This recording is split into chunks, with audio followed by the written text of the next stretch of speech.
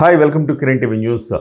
తమిళనాట ఒకే ఒక్క పర్యటనతోటి పవన్ కళ్యాణ్ గారు తమిళ రాజకీయాల్లో ప్రకంపనలు సృష్టిస్తున్నారు. తమిళ రాజకీయ నేతల్లో దడబుట్టిస్తున్నారు. సో ఎందుకు అంత ప్రకంపనలు ఎందుకు వస్తున్నాయి? యాక్చువల్గా జరిగింది జూన్ 22న మురుగన్ భక్త సమ్మేళనం, మనందరికీ తెలిసిందే. సో దాన్ని కూడా ఆ సమావేశం జరగకుండా నానా ఇబ్బందులు పెట్టారు అక్కడ ప్రభుత్వం. చివరికి హైకోర్టుకు వెళ్ళి అనుమతులు తీసుకొచ్చుకొని ఆ సభ నిర్వహించాల్సి వచ్చింది. ఆ సభకు పవన్ కళ్యాణ్ గారే స్పెషల్ అట్రాక్షన్. వాస్తవానికి యోగి ఆదిత్యనాథ్ గారిని కూడా పిలిచారు, కానీ ఆయన రాలేకపోయారు. పవన్ కళ్యాణ్ గారు ఒక సెంటర్ ఆఫ్ అట్రాక్షన్ అయ్యారని చెప్పాలి. సో సెంటర్ ఆఫ్ అట్రాక్షన్ అవడంతో పాటుగా పవన్ కళ్యాణ్ గారి వేష భాషలు, ఆయన మాట్లాడిన మాటలు ఒక విపరీతంగా తమిళ జనాన్ని ఆకట్టుకున్నాయి. బేసికల్గా పవన్ కళ్యాణ్ గారు తమిళనాడులో పెరగటం అనేది కలిసి వచ్చింది. ఇక్కడ తమిళ భాష పట్ల కూడా ఆయనకు పట్టుంది, తమిళ కవుల పట్ల పట్టుంది. ఆ కవిత్వం చదివి వినిపిస్తున్నారు. సో ఇవన్నీ ఎట్లా అంటే తమిళ రాజకీయాన్ని అవపోసన బట్టి, తమిళ సంస్కృతి సంప్రదాయాల్ని అవపోసన పట్టినట్టుగా పవన్ కళ్యాణ్ గారు కనపడుతున్నారు. ఆయన వేషధారణ మొత్తం ఆయన మురుగన్ భక్తులు ధరిస్తున్నట్టుగా అలాంటి వేషధారణలో ఆయన వెళ్ళారు అక్కడికి. అట్లా విభూది పెట్టుకున్నారు, శూలం ధరించారు. ఇవన్నీ చూసిన తర్వాత మురుగన్ భక్తుల్లో అచంచలమైన నమ్మకం, విశ్వాసం పవన్ కళ్యాణ్ గారి పట్ల కలిగింది. కొన్ని లక్షలాది మంది భక్తులు వచ్చారు. ఇది తమిళనాట ఒక రకంగా ప్రకంపన సృష్టించింది అని చెప్పాలి. తమిళనాడులో వెంటనే పవన్ కళ్యాణ్ మీద దాడు చేయడం ప్రారంభించారు రాజకీయంగా. ముఖ్యంగా డిఎంకే నుంచి శేఖర్ అని దేవాదాయ శాఖ మంత్రి గారు, ఆయన ఏమంటారు, పవన్ కళ్యాణ్ గారిని అసలు పిలవాల్సిన అవసరం ఏముంది? మురుగన్ భక్త సమ్మేళనం ఇక్కడే చేసుకుంటారు కదా. పవన్ కళ్యాణ్ గారిని పక్క రాష్ట్రం రాజకీయ నాయకుడిని పిలిచారు. సో రాజకీయ ప్రసంగం ఇప్పించారు. సో ద్రవిడ భావజాలం నుంచి తమిళ ప్రజలను ఎవరూ వేరు చేయలేరు, ఇలా ఏవో పెద్ద పెద్ద మాటలు మాట్లాడారు. అదే సమయంలో సత్యరాజ్ కట్టప్ప, మనకు తెలుసు, కట్టప్ప కూడా ఏం కట్టప్ప రాజకీయాల్లో లేడు, కానీ కట్టప్ప ఈ వీసీకే అనే పార్టీతోటి అంటగాగుతూ ఉన్నాడు అనమాట. జస్ట్ ఆయన ఒక సపోర్టర్ మాత్రమే. ఆ కట్టప్ప ఏమంటున్నాడంటే, ఎస్ ఇక్కడ మత రాజకీయాలకు చోట్లేదు తమిళనాడులో అంటున్నారు. నాకు ఒక్క విషయం అర్థం కాదు, తమిళనాడులో మత రాజకీయాలకు చోటు లేకుండా ఎక్కడ పోయింది? గత 60 సంవత్సరాలుగా మత రాజకీయాలుగా తమిళనాడు జరుగుతోంది. అంటే డిఎంకే పుట్టుకే మత రాజకీయం. ఏం మత రాజకీయం? నాస్తికత్వం, ద్రవిడ భావజాలంతో పుట్టిన పార్టీ డిఎంకే. ఓకే, పుట్టినప్పుడు పరిస్థితులు వేరు, ఇప్పుడు పరిస్థితులు వేరు. పుట్టినప్పుడు పరిస్థితి ఏమిటి? ద్రవిడ భావజాలం అంటే అసలు ఏమిటి అంటే, ద్రవిడ భావజాలం అంటే సామాజిక సమానత్వం, అందరూ సమానమే, కులం లేదు, మతం లేదు అని చెప్పాలి. ఇది ద్రవిడ సిద్ధాంతం. ఆ రోజుల్లో బ్రాహ్మణ ఆధిపత్యం ఉంది. వాస్తవంగా తమిళనాడు ఒక పెద్ద టెంపుల్ స్టేట్ అనమాట. తమిళనాడులో ఉన్నన్ని టెంపుల్స్ ఎక్కడ ఏ రాష్ట్రంలో కూడా లేవు. సో అదొక స్పిరిచువల్ ల్యాండ్ వాస్తవం చెప్పాలంటే. అలాంటి స్పిరిచువల్ ల్యాండ్ని ఇవాళ నాస్తికత్వం అనే ముసుగులో మత మార్పిళ్లకు ఒక వేదికల చేసేశారు. ఎవరు చేశారు? ఉన్న ప్రభుత్వాలే చేసినాయి ఇప్పుడు.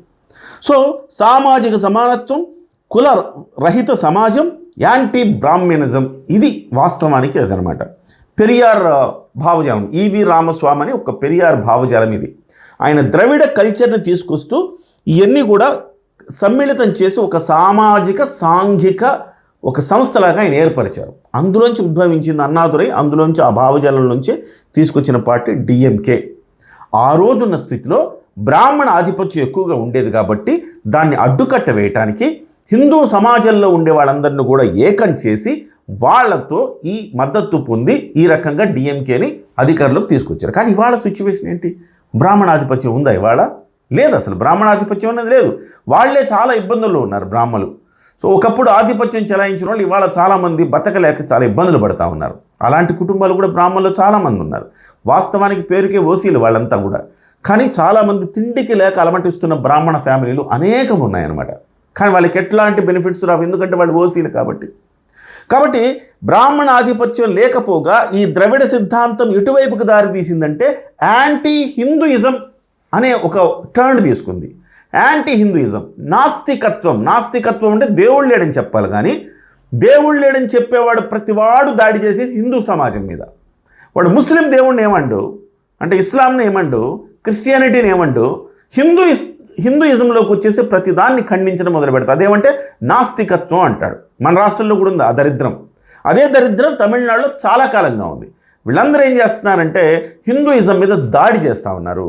చేస్తూ ఇవాళ ఈ నాస్తికత్వ ముసుగులో మత మార్పిడులు, ఇతర మతాలకు ప్రోత్సాహం, అందరికీ రిజర్వేషన్లు ఇవన్నీ కూడా ఇస్తూ పోతా ఉన్నారు. సో ఒక రకంగా చెప్పాలంటే హ్యూమిలియేషన్లో ఉంది, హిందుత్వం హ్యూమిలియేషన్లో ఉంది తమిళనాడులో.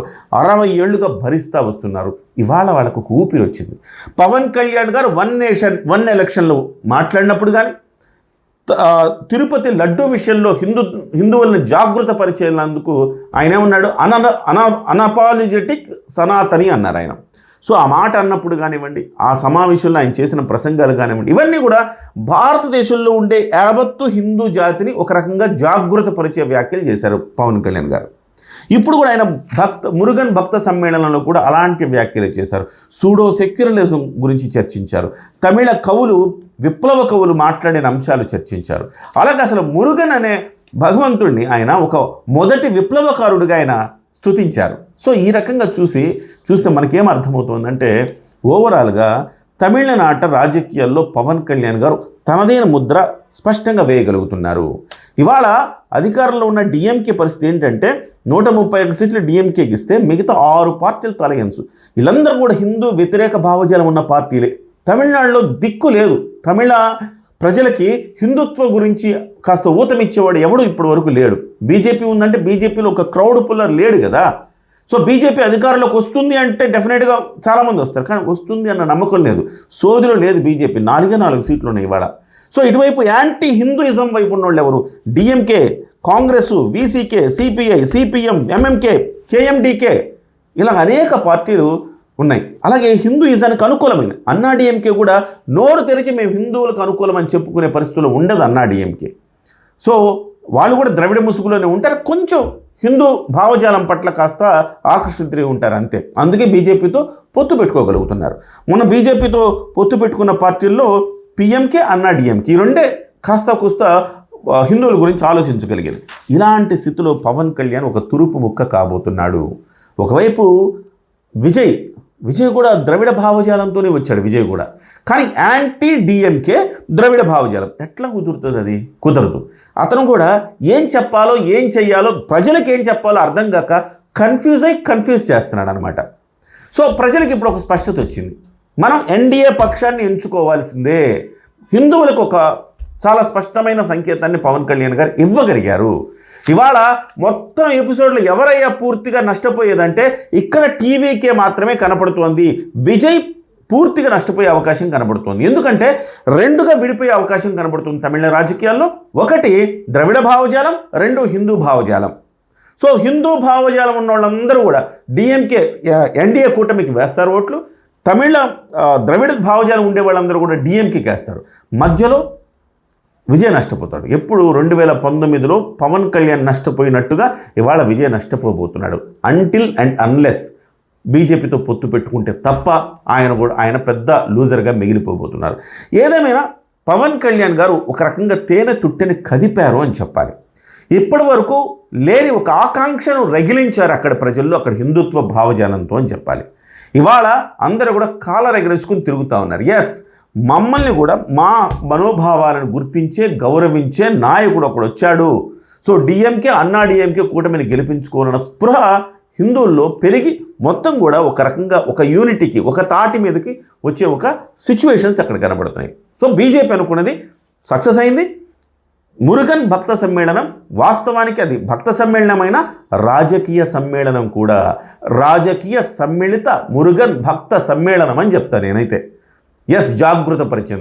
ఇదేమైనా తప్ప అంటే తప్పేం కాదు. ఒకప్పుడు మనకు స్వతంత్రం కావాల్సిన సందర్భంలో మనకి ఇప్పుడు వినాయకుడు మంటపాలు పెట్టడం ఇవన్నీ ఎట్లా స్టార్ట్ అయినాయి? హిందువుల్ని జాగృతపరిచి ఏకీకృతం చేయడానికి ఈ మతపరమైన కార్యకలాపాలను ఆ రోజు ఎంచుకున్నారు. సో అలాంటిదే ఇవాళ కూడా పవన్ కళ్యాణ్ గారు అలాంటిదే ఇవాళ చేస్తున్నారు. ఏదేమైనా తమిళనాట రాజకీయ ముఖ చిత్రాన్ని పవన్ కళ్యాణ్ గారు మార్చబోతున్నారు అని మనం గట్టిగా చెప్పచ్చు.